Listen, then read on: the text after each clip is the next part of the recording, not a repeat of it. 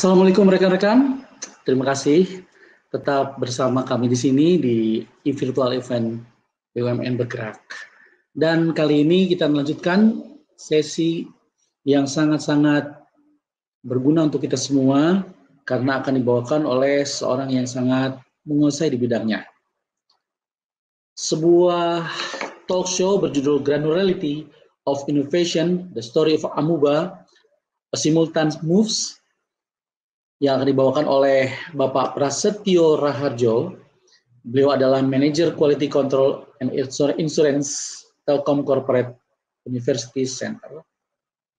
Juga dimoderatori oleh Mas Hamzah Asaduddin dan Mas Gugun Gunansyah, akan segera hadir di hadapan Anda semua. Anda semua siap-siap saja untuk mengundang teman-teman yang lain yang belum bergabung dalam sesi ini, untuk segera bergabung dan subscribe channel YouTube di Digital Amoeba, ya. Lalu untuk rekan-rekan yang ingin virtual expo, ada 10 galaksi di sini ya. Untuk tur galaksi secara 360 derajat dengan ambience antariksa. Caranya masuk saja ke website bumnbergerak.id dan klik virtual tournya. Jangan lupa ya. Oke, rekan-rekan, marilah kita saksikan saja materi berikut ini, yaitu Prasetyo Raharjo dan moderator Mas Hamzah dan Kang Gugun. Selamat mengikuti.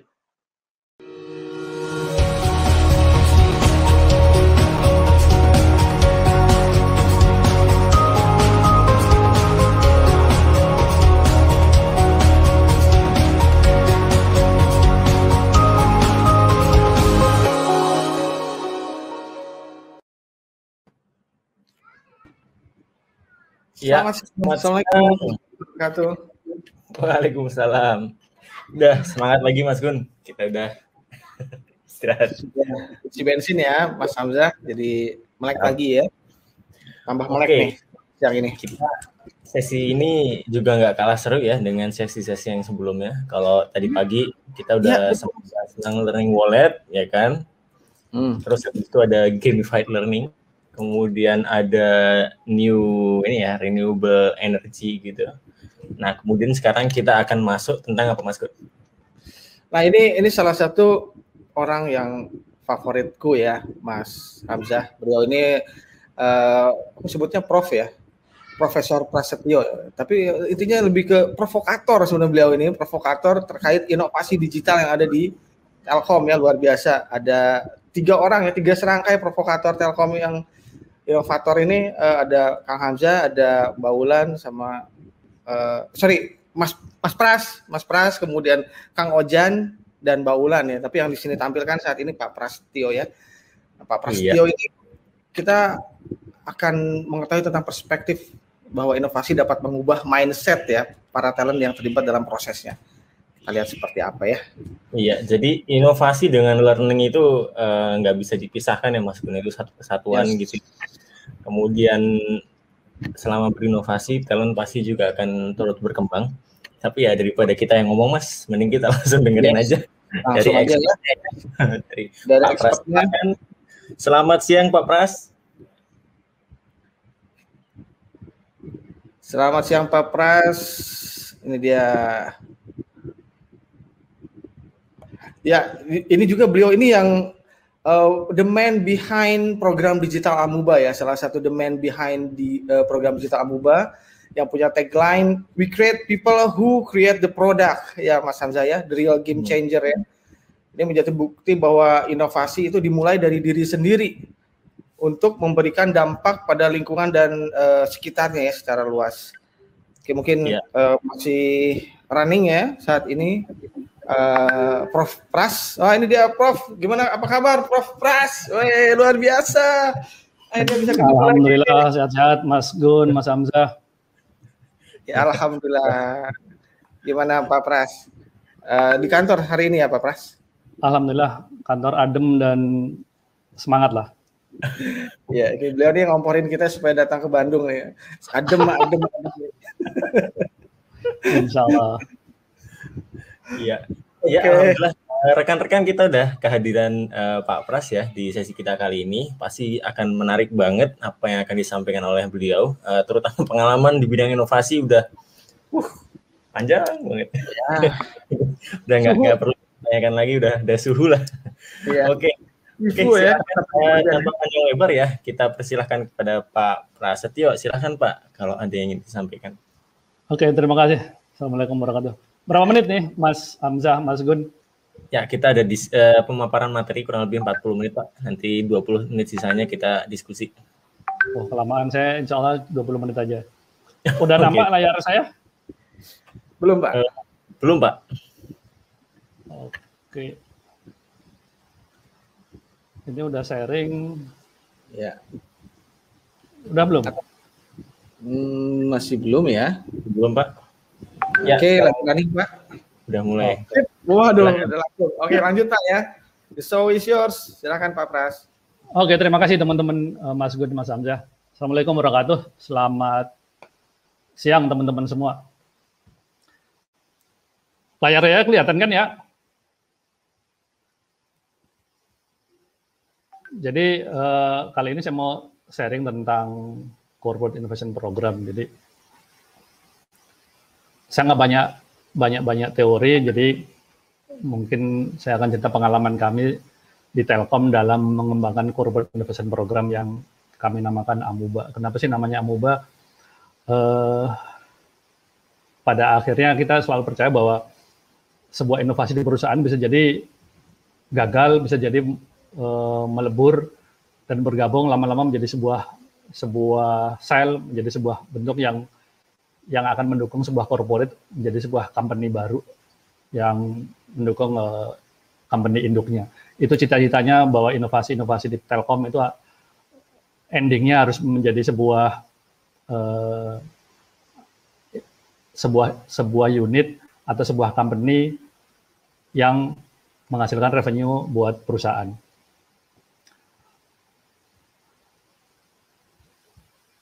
Teman-teman, saya pengen cerita di awalnya.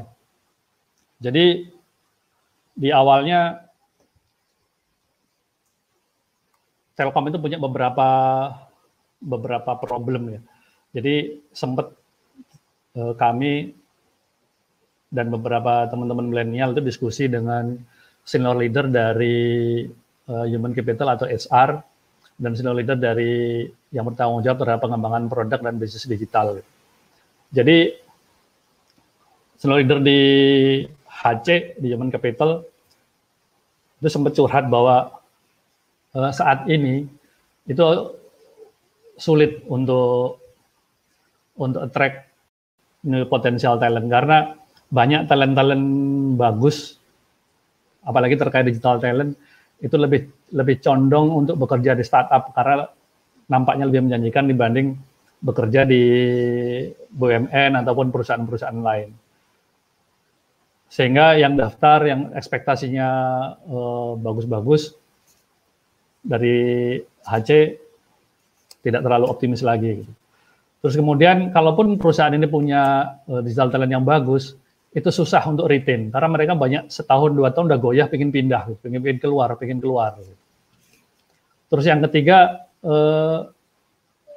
teman-teman yang digital talent ini kita nggak punya sistem bahwa kelak jenjang karirnya akan seperti apa yang bagus, terus dan mereka memiliki sebuah eksistensi untuk menghasilkan sebuah karya, jadi mereka pantas ke depan untuk diajukan untuk menjadi seorang digital leader di company ataupun di perusahaan BUMN lain untuk kita promote ke sana.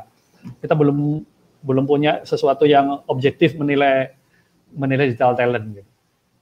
Itu dari sisi HC. Dan dari sisi produk bisnis problem, di Telkom ngerasain bahwa bisnis di telco ini mulai decline.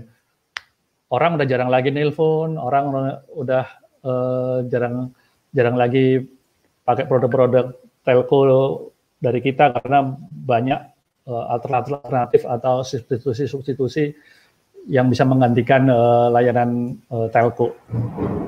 Terus kedua, dalam pengembangan produk kita tuh dulu seringnya lama, nggak efisien, terus mahal. Udah lama mahal, terus begitu udah dirilis banyak inisiatif kita itu nggak dibuy-in oleh market, jadi kadang ngerasa sia-sia gitu.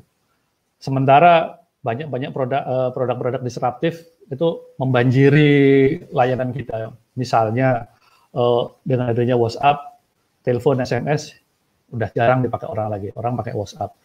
Terus layanan TV, misalnya kita punya IndiHome TV, banyak customer kita lebih condong nonton YouTube, nonton Netflix, nonton Mula, nonton yang lain. Nah, berawal dari situ, Channel Leader ini men-challenge beberapa teman-teman di kami, ada satu tim kecil, gimana kita membuat sebuah gebrakan untuk bisa mensolusikan challenge-challenge ini. Di situ lahirlah Amuba The Real Game Changer, teman-teman. Siapa sih orang-orangnya? Saya pikir saat itu orang-orang ini orang-orang yang polos gitu, yang innocent people, yang cukup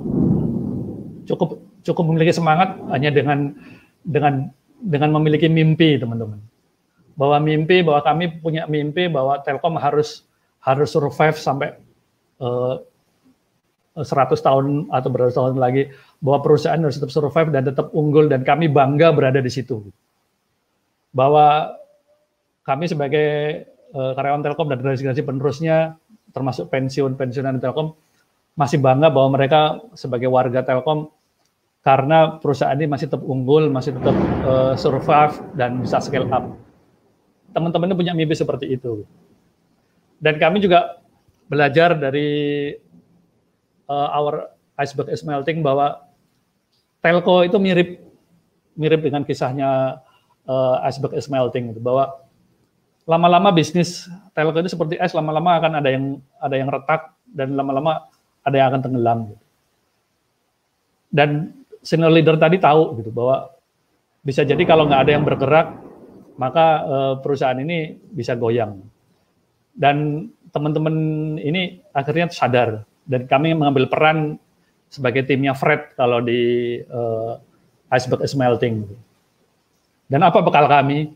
Bekal kami belajar dari bukunya Angela Duckworth Grit, bahwa dalam menjalankan sesuatu kita harus punya passion dan punya perseverance. Artinya kita harus punya niat yang benar, passion, niat. Dalam bahasa saya suka punya niat, bahwa niat yang benar, passion itu. Terus kemudian perseverance itu gigih. Kalau di bahasa agama seringnya kita punya niat dan kita istiqomah menjalankan niat itu untuk mencapai purpose-nya itu. Gitu. Jadi teman-teman ini dari awal nggak punya niat macam-macam, purpose-nya clear bahwa perusahaan harus tetap survive dengan cara berinovasi, dan kami punya modal, kami punya passion yang tinggi, dan kami punya kegigihan untuk mewujudkan impian-impian itu. Kalau teman-teman lihat gambar ini, masih muda-muda, ini di ruang kaca, teman-teman. Di ruang kaca, setiap malam, kadang sampai jam 11, jam 12, sebelah kanan juga gitu, kita cuma dapat ruangan kecil. Kita menyusun sebuah ideasi bagaimana sih mengembangkan inovasi di perusahaan ini yang kira-kira fit buat company kami. Hanya bermodal purpose, passion, dan perseverance. Dan alhamdulillah itu bertahan sampai sekarang. Apa yang kami lakukan? Setidaknya ada 3 hal. Yang pertama, kami percaya bahwa core dari sebuah perusahaan adalah talentnya, HR-nya atau human capital-nya. Sehingga kami menyusun sebuah program di mana program inovasi ini harusnya mengadop Bloom Taxonomy, yaitu 70-20-10 learning model. Bahwa kita harus punya sebuah proses learning model bahwa teman-teman berinovasi itu 70% harus benar-benar hands-on menjalani inovasinya.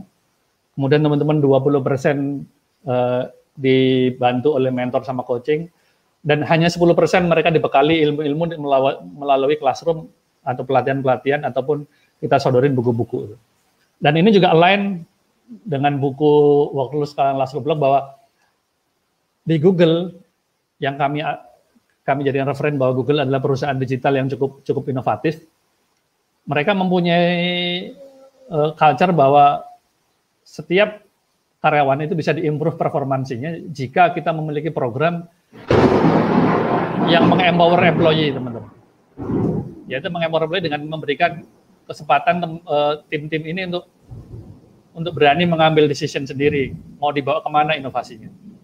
Terus kemudian kita juga menyediakan kesempatan untuk mereka untuk belajar di luar apa yang kita berikan. Jadi mereka bebas belajar dari mana. Karena sekarang ini knowledge udah flooding di mana-mana, banjir informasi, kita bisa belajar dari manapun.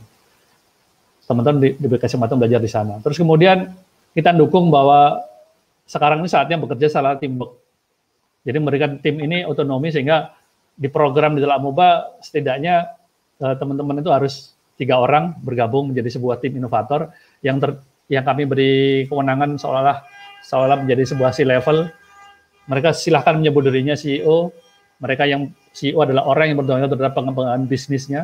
Kemudian CTO adalah orang yang bertanggung jawab terhadap pengembangan produknya. Kemudian CMO adalah orang yang bertanggung jawab terhadap pengembangan marketnya, pengembangan customer. Jadi 3 serangkai ini teamwork, mereka harus bekerja teamwork untuk merealisasikan inovasinya. Dengan cara apa? Dengan cara banyak keluar, banyak ngambil experience dari luar.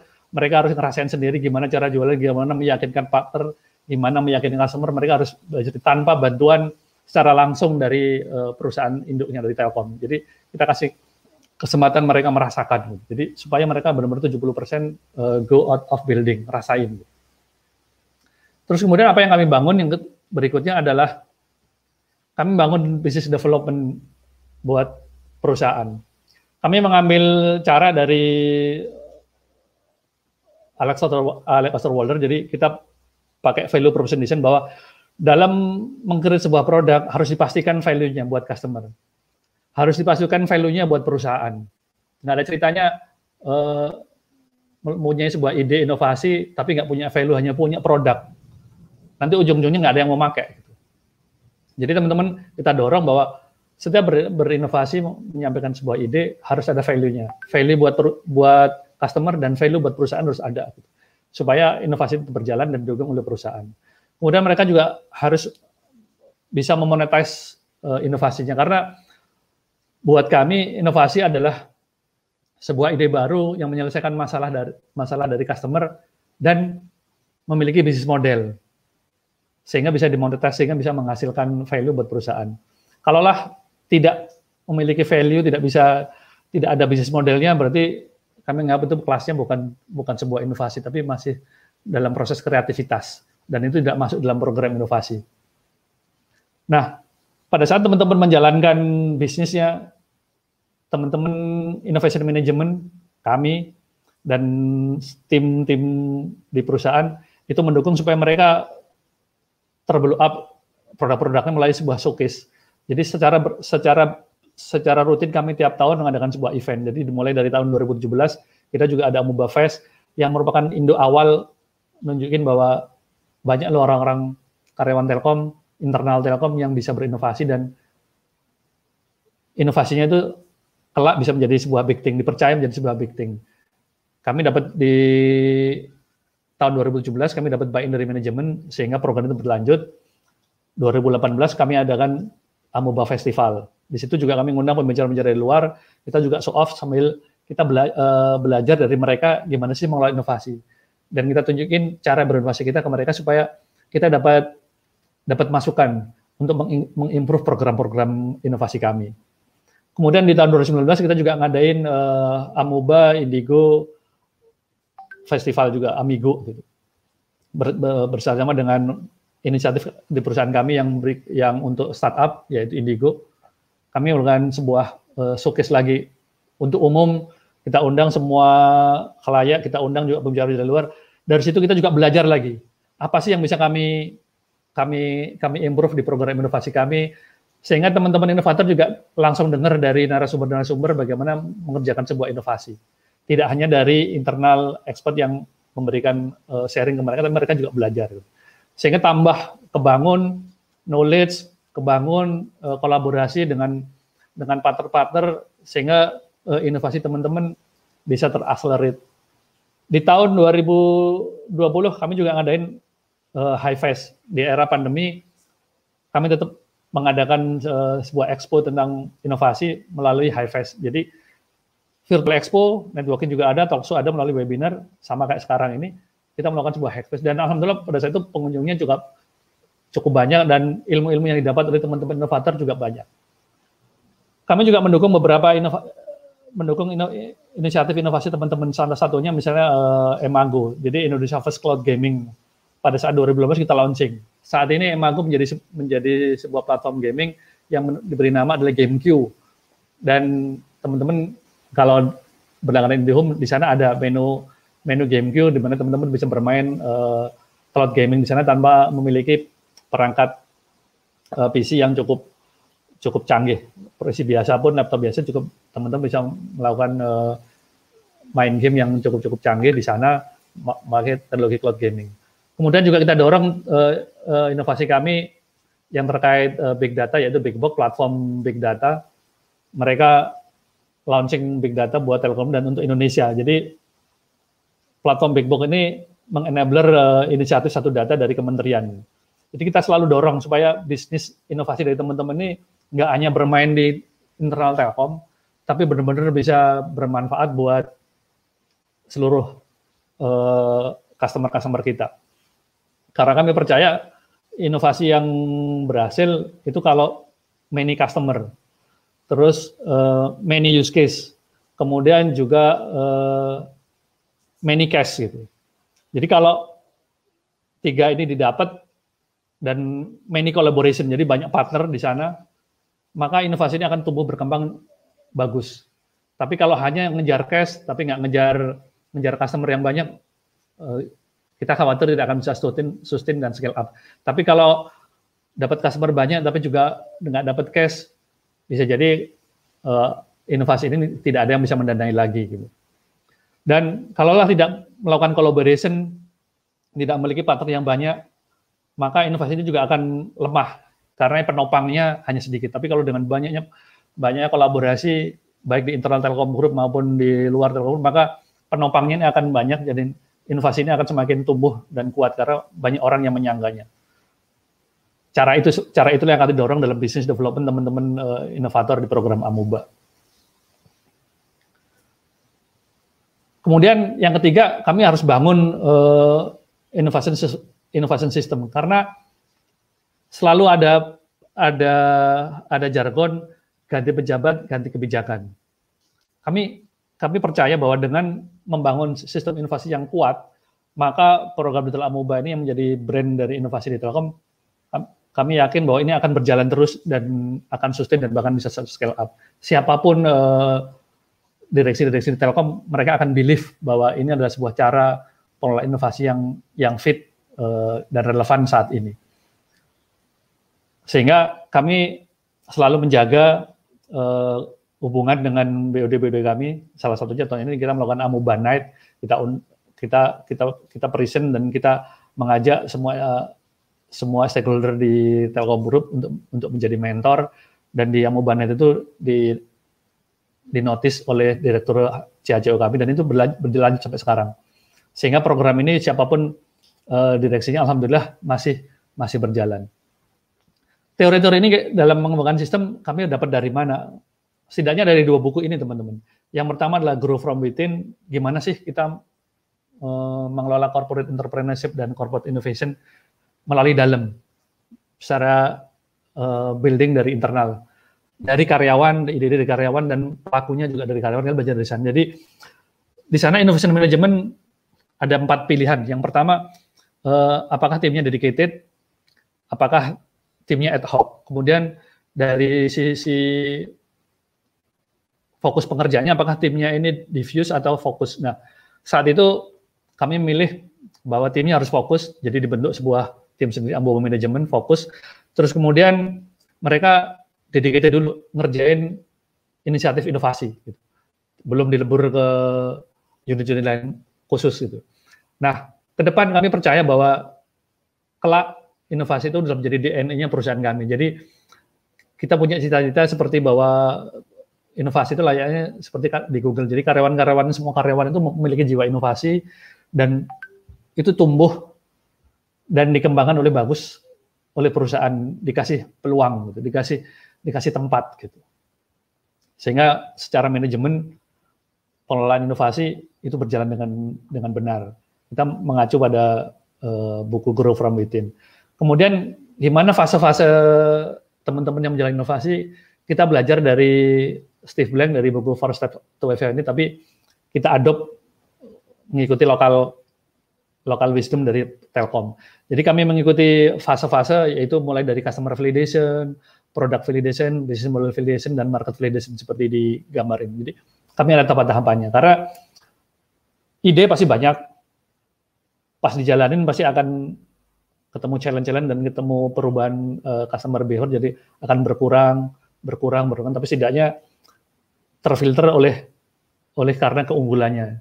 Karena yang unggul maka yang akan masih bertahan. Jadi yang tidak memiliki unique value, provision pasti akan gugur. Nah, dengan cara-cara seperti ini maka inovasi ini bisa kita jaga supaya memberikan impact buat customer dan buat company. Kami jaga seperti itu. Terus kemudian kami juga punya operating model, yaitu mulai dari selection, preparation, terus program entrepreneurial, kita siapin governance-nya di sana.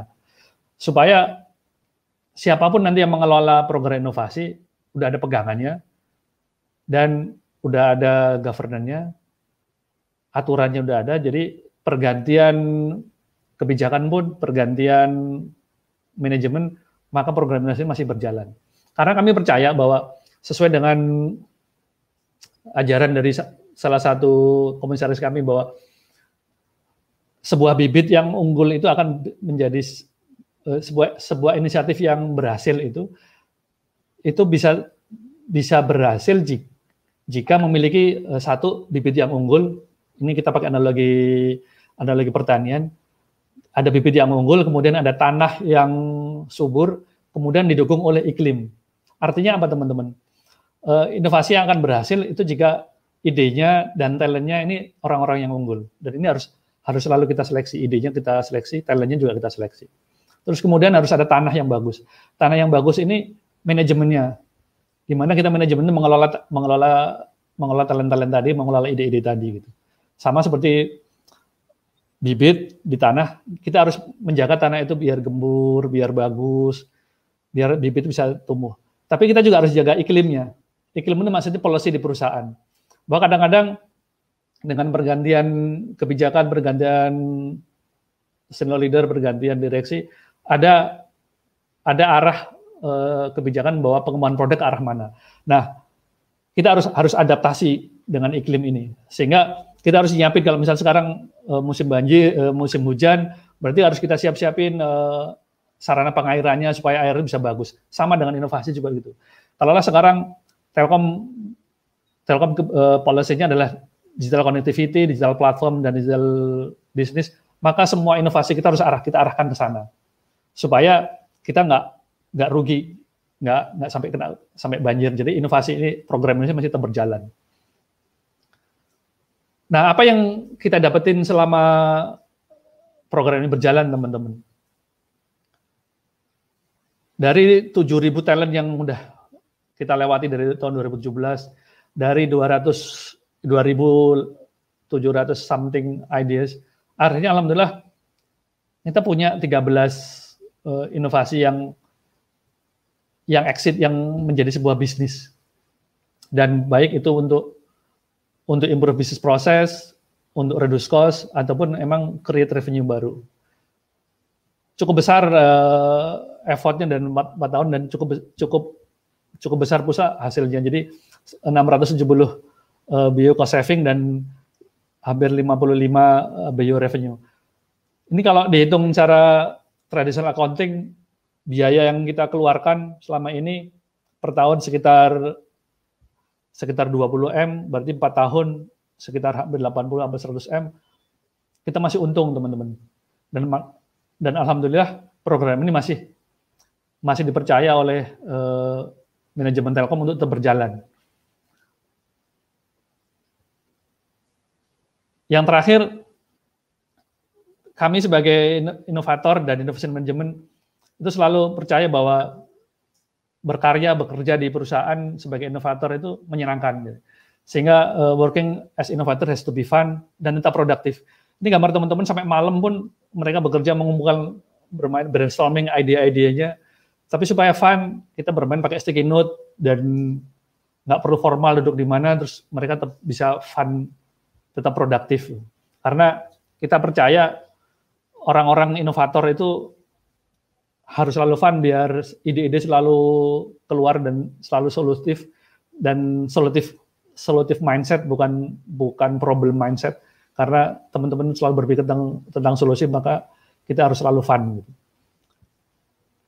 Di antara funnya, nah ini beberapa teman-teman kami yang innovation management, pada saat kita mentok, kita bermain-main dahulu, akhirnya muncul sebuah ide-ide yang kadang-kadang munculnya di saat-saat yang tidak kita duga. Dan terakhir, sebagai inovator dan sebagai innovation, jangan lupa kita harus selalu work hard, play hard, dan istirahat. Demikian, terima kasih teman-teman atas perhatian. Assalamualaikum warahmatullahi wabarakatuh.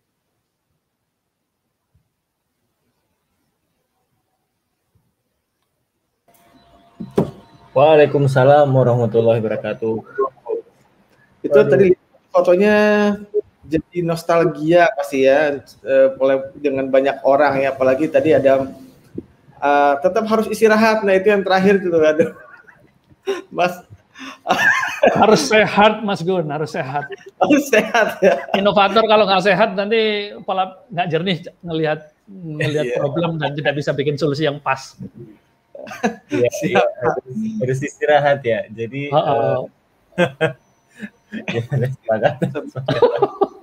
tapi itu langsung ini ya Pak Pras, langsung kembali gitu memori rasanya gimana ketika di 38 gitu kita nempelin sticky notes untuk mendapatkan sebuah menyelesaikan masalah, kemudian mendapatkan ide supaya lebih dekat dengan pain problem dari customer atau user. Itu seru banget sih, luar biasa. Ini juga udah ada beberapa pertanyaan yang masuk ya. Kaos kita sama, Mas Gun. Oh iya Pak, kita sama. Coba Mas Hamzah sama nggak? Oh mantap, ini harus difoto nih. Luar biasa, kita satu hati Pak. Oke. Iya Pak, ini audiens kita ada beragam BUMN, juga mungkin dari berbagai macam klasman ya. Dari manajemen, juga mungkin dari kelas milenial juga ya. Jadi mungkin kita pengen mengulik ya kembali tentang konsep dari PDA ini, sehingga kemudian fundamentalnya bisa diterima lebih dalam ya oleh teman-teman. Nah, saya juga pengen nanya nih Pak, dalam pengembangan talent tuh ada nggak sih Pak perbedaan antara program inovasi yang memang based on passion gitu, dengan program inovasi yang ya based on instruksi gitu? Kira-kira dalam pengembangan talentnya ini, apakah nanti ada perbedaan di ujung gitu, dan kira-kira mana yang ya bisa mengembangkan lebih baik? Saya percaya sampai sekarang di pengalaman kami selama 4 menjelang 5 tahun, itu yang pas yang hybrid gitu. Karena passion yang tidak terarah dan tidak align dengan kebijakan perusahaan juga nanti tidak akan memberikan value buat company gitu. Jadi tadi kan saya bilang sebuah inovasi harus setidaknya memberikan value buat customer, kemudian memberikan value buat perusahaan juga. Karena ini balik lagi teman-teman, kita bukan startup yang di luar yang berjuang sendiri buat dirinya sendiri, bukan. Tapi ini adalah corporate innovation. Jadi apa yang kita buat harus memberikan manfaat buat customer dan memberikan manfaat buat company. Jadi dua hal tadi harus tetap di-combine. Yang punya passion juga harus kita arahin bahwa oke, silakan punya passion, tapi tolong passionnya harus beririsan dengan corporate strategy gitu. Terus kemudian yang top down juga gitu, oke, karena ini assignment, tapi tolong teman-teman dikasih kewenangan untuk decide apakah inovasi itu masih punya potensi untuk di accept oleh market atau tidak gitu. Kalau mereka ngelihat nggak bisa di accept oleh market, tim ini juga harus punya dikasih empowering kewenangan untuk menyatakan bahwa ini fail.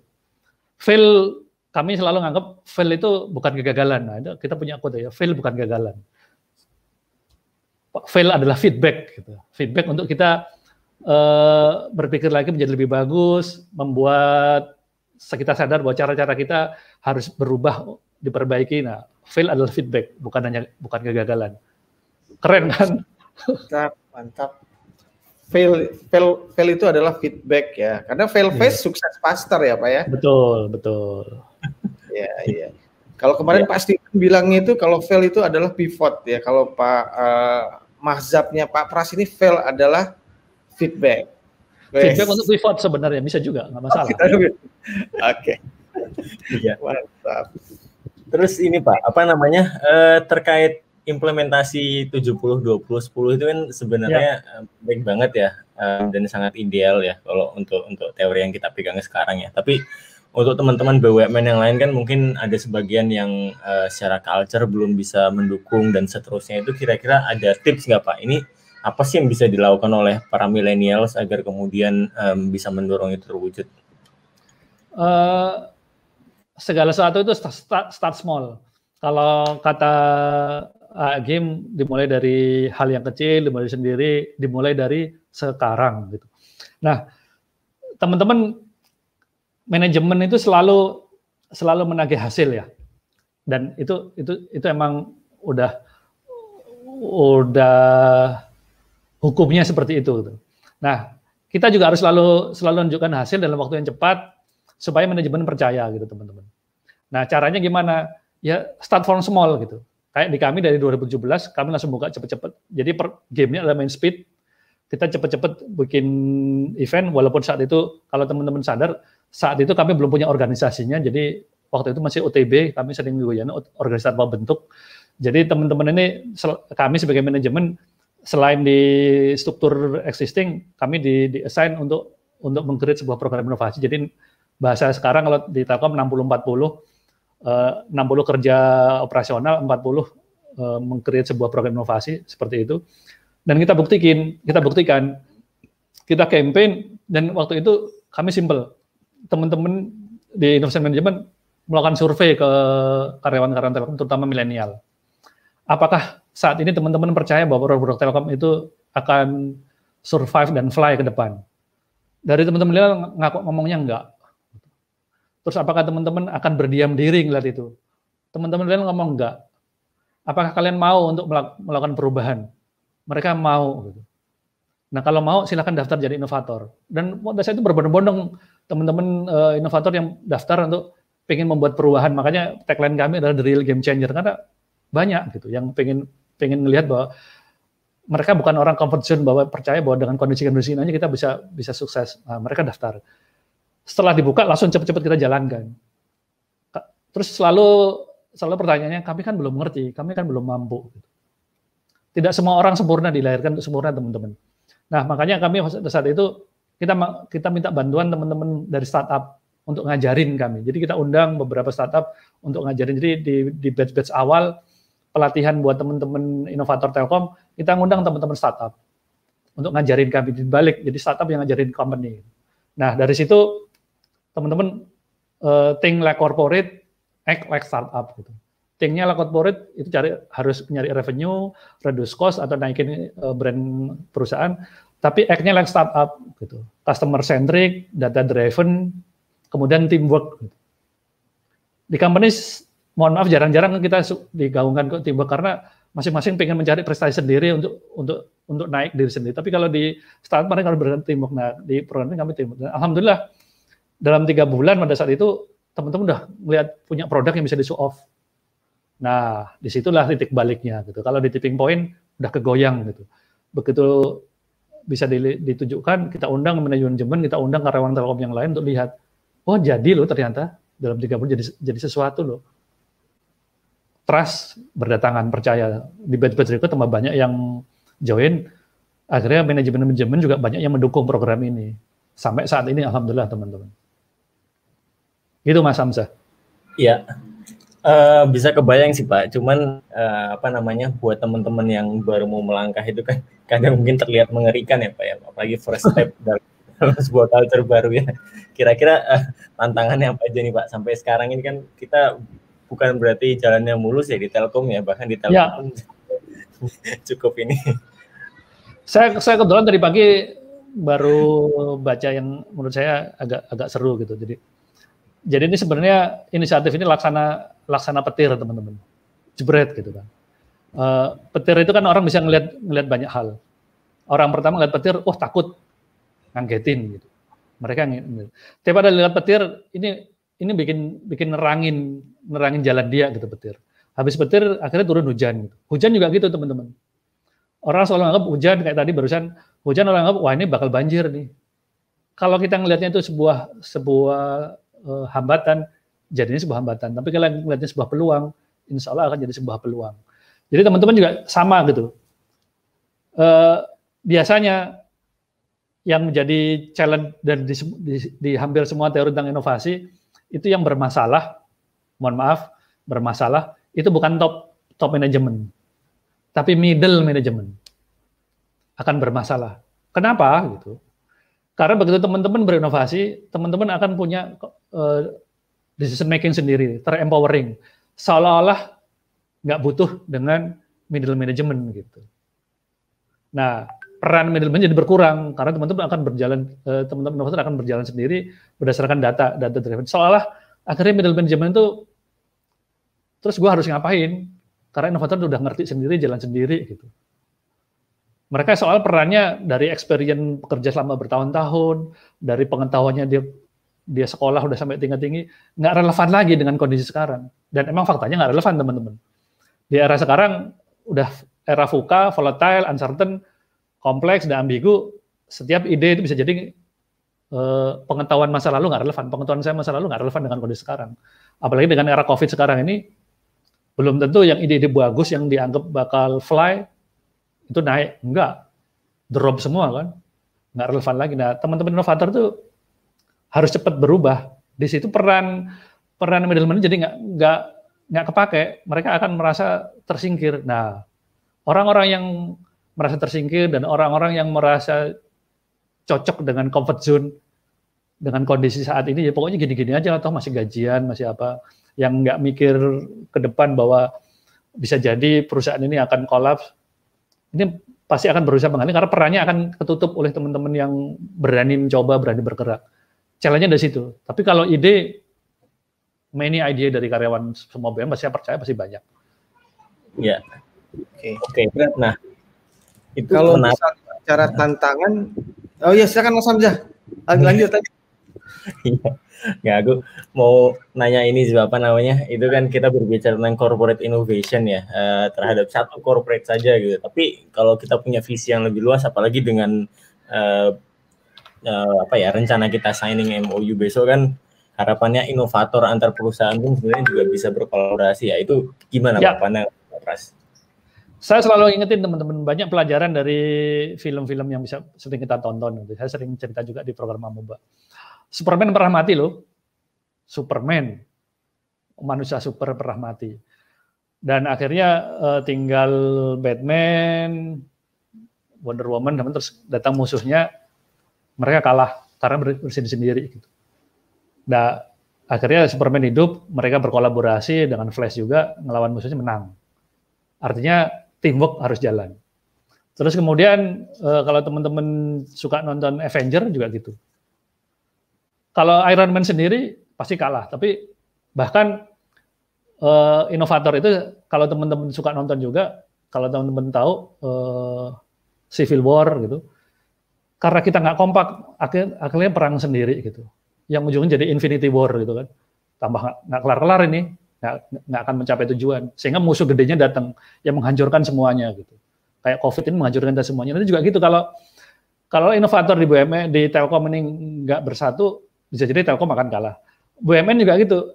Kalau inovator-inovator di BUMN masing-masing punya keunggulan, masing-masing misalnya Bank Mandiri jadi Captain Marvel, yang lainnya jadi Iron Man, lainnya. Kalau sendiri-sendiri kalah dengan startup-startup atau startup dari luar yang masuk ke Indonesia, bisnis kita akan kalah, akhirnya kita jadi tamu di rumah sendiri. Gitu. Tapi kalau kita gabung jadi Avenger, Thanos pun pasti kalah. Gitu. Nah, di situ Mas Hamzah, kita sebagai sama-sama inovator harus kolaborasi, kita bareng-bareng kita sokong, yuk kita jadi di Avenger. Gitu. Biarin nanti Telkom yang Galaxy Guardian, kalau saya sih jadi Groot-nya aja, Groot gitu. Jadi Groot. Oke, nah kalau Mas Hamzah itu kalau kata Prof. Fauzan, provokator Fauzan itu, itu sebagai Tony Stark-nya katanya Pak Pras. Oh, Ya, Iron Man-nya. Nah, jadi mungkin kalau misalnya dilihat dari apa yang tadi disampaikan sama Pak Pras ya, aku mungkin sepakat ketika menyebutkan kalau tantangan terbesar justru di internal ya. Kebetulan ini ada pertanyaan dari Mbak Tince Abdullah. Apa yang menjadi rintangan terbesar program inovasi di sebuah corporate BUMN, baik dari internal maupun eksternal? Nah, monggo Pak. Tapi sebenarnya kalau dari aku, yang terbesar tuh dari internal dulu atau dari eksternal? Kayaknya internal dulu mungkin ya Pak ya. Selalu apapun yang menghalangi kita adalah internal diri kita gitu. Even secara kita pribadi yang menghalangi kita nggak bisa melakukan sesuatu karena udah ada mental block di diri kita gitu. Sama di inovasi corporate juga gitu. Mental block dari karyawan-karyawannya di corporate itu sendiri yang menghambat. Sehingga kalau ada temannya melakukan sesuatu udah dibully, udah diomongin pasti gagal, nanti juga nggak akan karirmu nggak akan bagus, belum tentu berpengaruh terhadap karir, sehingga idemu juga pasti nggak didukung. Nah, mental-mental seperti itu yang harus dibenahi dulu, gitu. Bahwa silahkanlah kita harus punya growth mindset bahwa kita itu pembelajar, manusia itu pada dasarnya pembelajar, kita adaptif. Jadi kalau kita melihat sebuah tantangan, kita pasti menemukan caranya untuk menghadapi tantangan itu dari internal gitu. Kalau dari eksternal apa? Tentu kompetitor tinggi. Kecepatan jadi kunci teman-teman. Ide banyak, di luaran juga ide banyak. Tapi harusnya yang jadi unfair advantage kita adalah BUMN.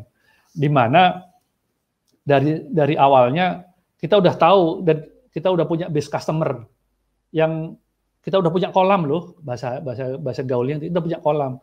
Tinggal kita cari umpan-umpan apa yang bisa ngambil ikan-ikan lagi gitu.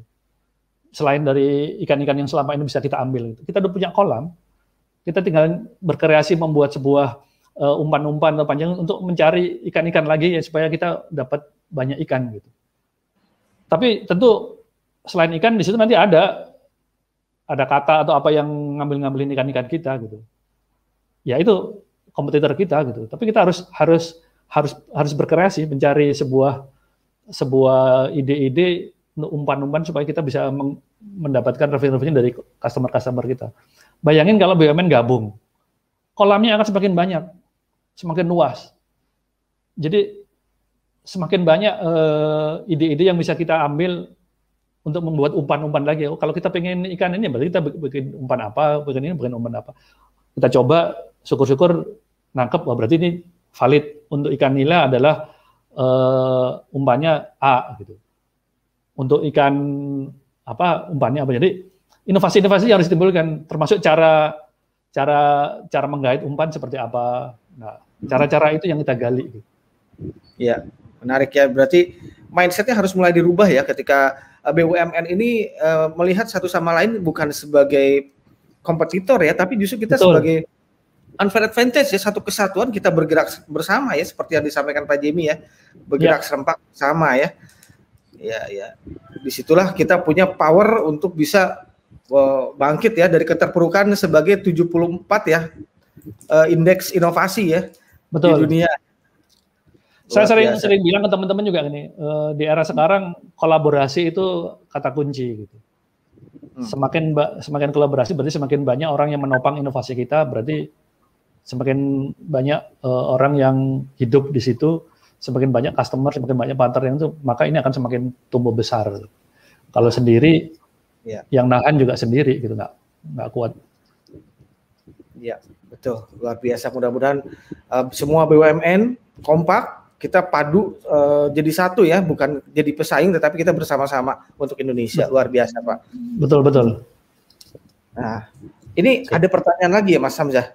Ya, pertanyaan yang selanjutnya, apa yang menyebabkan produk inovasi Amuba kurang terblow up ke market?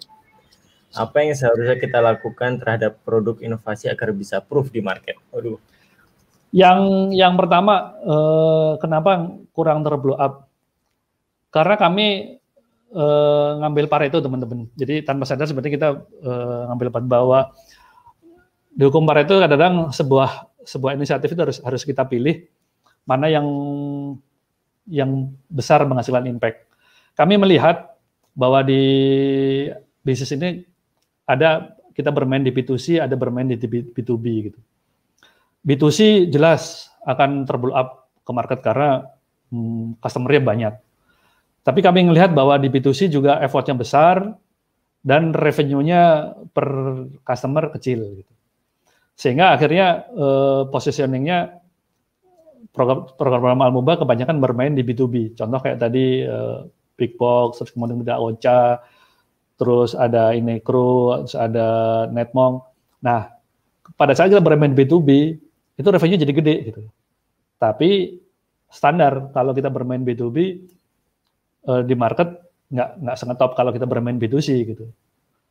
Tapi kalau kita sebagai pemain fight bermain B2C pun akan berat karena kompetitor dari salah satu juga pada bermain B2C. Contoh kalau sekarang misalnya kita Telkom melalui link aja bermain di fintech gitu.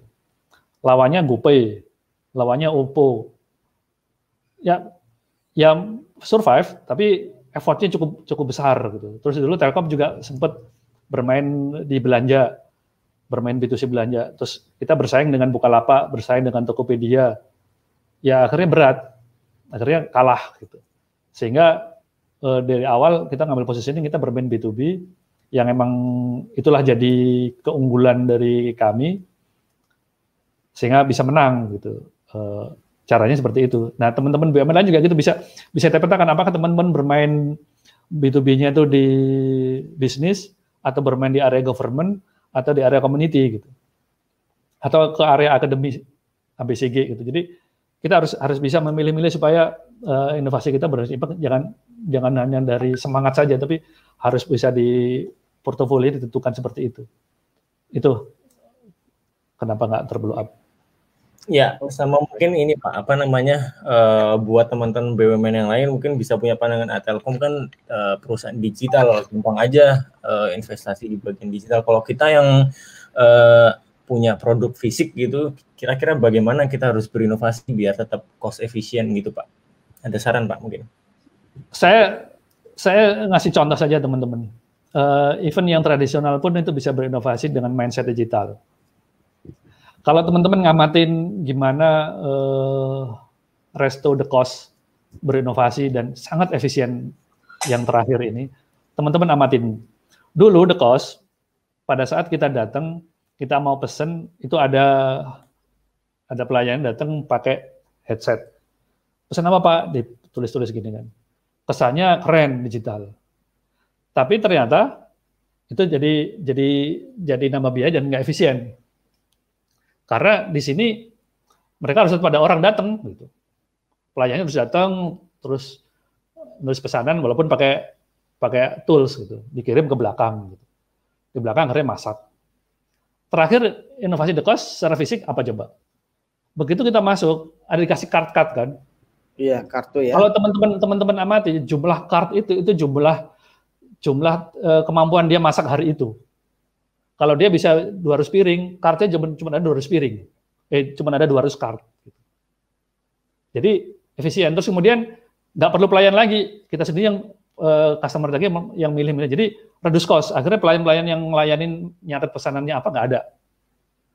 Terus untuk penolakan order juga nggak ada. Karena begitu kartu itu habis, berarti masakan udah habis. Nah, semua diserahkan ke pelanggan. Jadi customer sendiri milih, ambil, terus tinggal itu diserahkan, jumlahnya diambil, baru pelayannya digunakan untuk ngantar kan.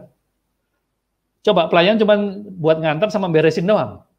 Yang sebelumnya harus ada yang mencatat, ada yang ngurusin di belakang harus ada berapa, tinggal berapa satenya, nggak ada lagi. Karena mereka pagi hari itu udah men-state sate 2000 tusuk misalnya gitu. Udah pas gitu. Itu contoh inovasi yang sederhana teman-teman. Itu inovasi dan kalau teman-teman lihat The Cost dari situ bisa reduce cost banyak dan customer pun secara experience nyaman, customer experience kan nggak ada penolakan order, terus customer juga bisa mandiri, experience-nya kebentuk, customer experience bentuk, employee-nya juga nyaman, kerja sesuai dengan target hari itu, di mana target itu cukup tinggi gitu. Kalau nanti masak lagi tinggal dimasukin lagi ke depan kan gitu. Nggak diburu-buru ngerjain sesuatu yang di luar kemampuan dia. Employee experience meningkat, customer experience meningkat, bisnis proses terimprove gitu. 3 itu bisa ujung-ujungnya revenue meningkat dong, create revenue gitu. Gitu. Jadi nggak ada banyak hal yang bisa kita kembangkan. Paling gamenya kalau saya saranin kita bermain kreatif gitu, bermain kreatif thinking gitu, supaya ide itu gampang muncul, nggak terblok susah gitu. Iya, menarik banget. Saya juga baru paham itu. Oh, arti kartu itu maksudnya itu ya, jumlah stok yang betul. Kirain kartu buat aja Mas Andri, ngambil makan taunya ada gitu ya. Baru tahu ternyata itu ada kapasitas produksinya juga di situ ya, informasinya di situ ya Pak. Betul. Luar biasa. Nah, ini Pak, kan di luar sana ini sekarang lagi banyak teman-teman dari BUMN ya yang menyaksikan, dan itu dari tidak hanya dari pemimpin perusahaannya, juga dari sampai ke karyawannya. Kira-kira ada nggak sih Pak saran atau mungkin rekomendasi buat teman-teman BUMN ya, korporasi ini ya, yang mau masuk ke dunia mengembangkan program inovasi? Kira-kira sarannya dari Pak Pras ya sebagai Sifu nih dalam inovasi di Telkom itu apa Pak sarannya Pak untuk pertama kali supaya mau masuk ke dunia inovasi ini Pak? Yang pertama harus ada timbul kesadaran kayak seperti kami ungkapkan di awal tadi. Di buku Iceberg is Melting, teman-teman harus sadar bahwa bisa jadi, kesadaran dulu, bahwa perusahaan kita bisa jadi 5 tahun lagi tidak relevan. Jadi kalau di buku Form of Endearment, sebaiknya sebuah perusahaan yang emang yang bagus, nyaman, itu ada 4 ciri-ciri gitu teman-teman. Perusahaan yang bagus itu adalah 1, kalau pertama banyak orang di luar sana pengen masuk perusahaan itu karena perusahaan itu bagus. Terus yang kedua, karyawan dalam perusahaannya itu bangga dengan perusahaannya. Sekarang kita bercermin dulu, apa kita bangga apa enggak? Kalau enggak, saatnya itu berinovasi. Terus yang ketiga, karyawan yang keluar dari perusahaan itu dianggap unggul oleh secara talent, dianggap unggul oleh talent-talent di perusahaan lain. Karena emang di perusahaan ini hanya orang-orang unggul yang bekerja aja. Even mereka keluar pun masih dianggap unggul, dicari-cari gitu. Terus yang keempat, para retirement people-nya atau para pensiunannya itu bangga dengan perusahaan ini. Jadi generasi-generasi pendahulu kita yang misalnya maaf usianya 70 masih bangga, saya dulu pensiunan Telkom loh, masih punya kebanggaan. Itu artinya perusahaan kita bagus. Tapi kalau pensiunnya ditanya, dulu kerja di mana Pak? Ya udah nggak ada perusahaannya Mas. Nah, atau mereka pensiun nggak bangga lagi karena apaan? Saya pensiunan di situ nggak punya kebanggaan apa, nggak dapat apa-apa, nggak pensiun aja dilepas gitu aja. Itu berarti ada sesuatu di perusahaan ini yang harus dibenahi gitu. Nah, dari 4 tadi kita lihat dulu. Gitu. Kalau itu kelihatan, inilah saatnya kita berinovasi untuk memperbaiki performansi perusahaan kita supaya kelak generasi-generasi penerus bisa nerusin keunggulan perusahaan kita. Kalaulah kita suatu saat retire, kita juga masih bangga cerita ke anak cucu kita bahwa Bapak dulu pensiunan BUMN itu. Gitu. Coba kita bercermin sendiri. Gitu. Itulah saatnya kita berinovasi, teman-teman. Ya, oke. Tadi nyangkut ya terkait soal talent yang keluar ya. Ini mungkin kalau ada para manajemen yang hadir juga, mungkin ada ketakutan juga nih. Ini kalau saya biarkan talent saya berinovasi, ada spirit entrepreneurship, ini bocahnya nanti bakal keluar gitu, terus dia ngembangin sesuatu sendiri. Nah, kira-kira gimana Pak pandangannya Pak Pras? Apakah ada teknik tertentu untuk retainment atau ada tips dan trik tertentu Pak untuk mempertahankan talent? Biasanya untuk generasi sekarang talent keluar itu bukan masalah salary teman-teman, tapi masalah self esteem. Mereka ngerasa udah nggak bisa lagi berkontribut lebih di perusahaan ini. Gitu. Mereka butuh challenge lebih besar. Mereka butuh menampilkan kemampuannya lebih lagi karena di sini udah mentok kayak sebuah sarang atau arena bermain. Gue udah main kemana-mana udah mentok kayak gini gitu, udah nggak nyaman lagi. Makanya dia cari arena bermain lagi. Nah, dengan program inovasi inilah sebenarnya teman-teman kita memberi kesempatan buat teman-teman yang pengen bermain lebih, kita kasih peluang. Gitu. Oh, oke, silakan. Tapi dalam koridor perusahaan kita gitu, supaya mereka tetap memberikan value buat company. Insya Allah dengan cara itu mereka nggak akan keluar. Apalagi kita kasih empowering, kita kasih area untuk learning tadi yang di buku yang dari yang awal-awal saya share tadi itu harus 3 kan, dikasih tim. Karena anak-anak sekarang beda dengan anak-anak zaman orang dahulu. Zaman orang dahulu senangannya nunjukin diri sendiri gitu. Siapa yang ngerjain saya Pak? Zaman dulu gitu supaya kita dianggap pinter. Kalau anak sekarang enggak, siapa yang ngerjain kami Pak bertiga gitu. Karena merasa kerja as a team itu lebih menyenangkan, lebih fun, dan pengakuan as team itu juga lebih membanggakan buat teman-teman. Kan lihat kenapa sosial media itu tumbuh pesat. Karena mereka sebenarnya senang kolaborasi, bukan bermain sendiri. Jadi nggak perlu khawatir dengan program inovasi, justru mereka akan stay gitu.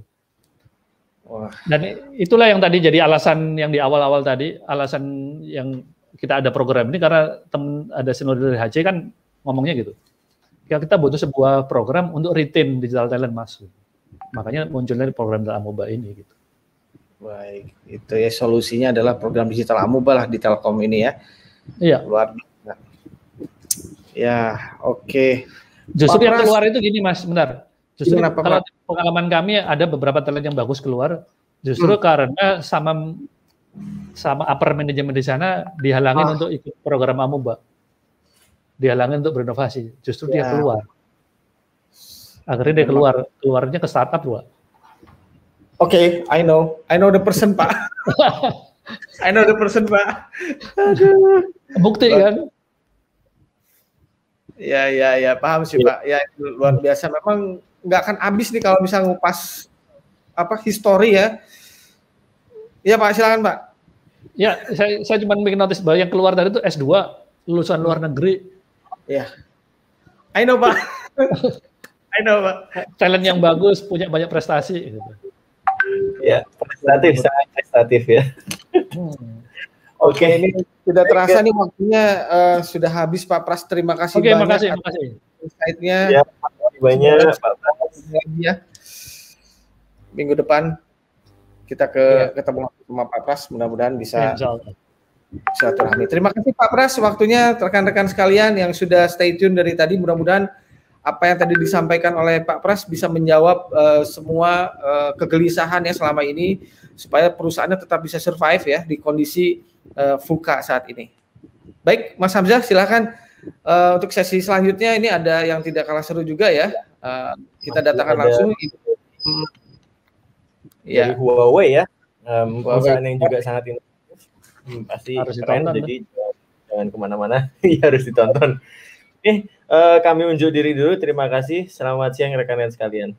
Selamat siang, terima kasih Pak Pras. Assalamualaikum warahmatullahi wabarakatuh.